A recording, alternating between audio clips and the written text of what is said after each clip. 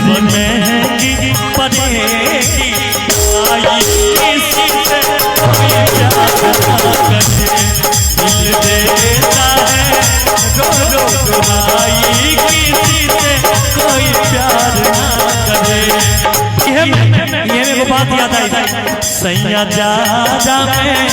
कब ना करई थी राजा ही लेखा काम आई थी, सैया जा में कब ना करई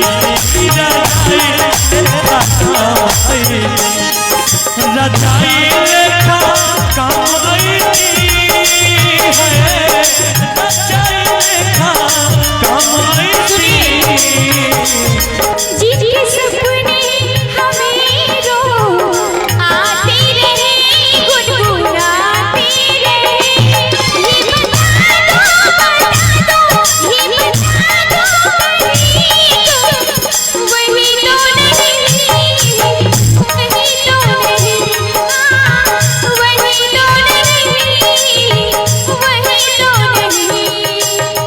जो वादा किया वो निभाना पड़ेगा, जो वादा किया वो निभाना पड़ेगा, रूठे ये दुनिया सारी, रूठे ये दुनिया सारी, आना पड़ेगा तुझको, आना पड़ेगा, जो वादा किया वो निभाना पड़ेगा, निभाना पड़ेगा। हम अपनी वफा पर ना इल्जाम देंगे, तुम्हें दे दिया है तुम्हें जान देंगे, जब इश्क का सौदा किया फिर घबराना तुमको आना पड़ेगा, जो वादा किया वो निभाना पड़ेगा, लेकिन इसी में सुंदर सा भाव याद आ गया। सावन का महीना पवन करे शोर, सावन का महीना पवन करे शोर, चेहरा ने झूमे जैसे बनवाना चेहो,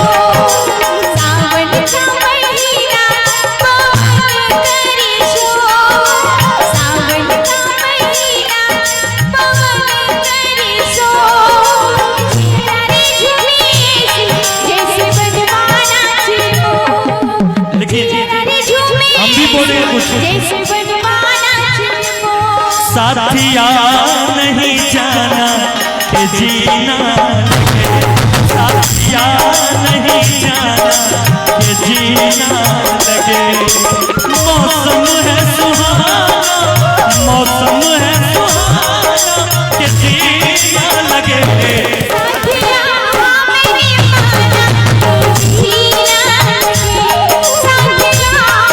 मेरी माना कि जीना लगे, जीनो का समझाना, जीनो का समझाना कि जीना लगे, साथिया मेरी माना कि जीना लगे, साथिया मेरी माना कि जीना लगे। साजन तुमसे प्यार की लड़ाई में, जन्म तुमसे रात की लड़ाई में, जागा मैं अकेला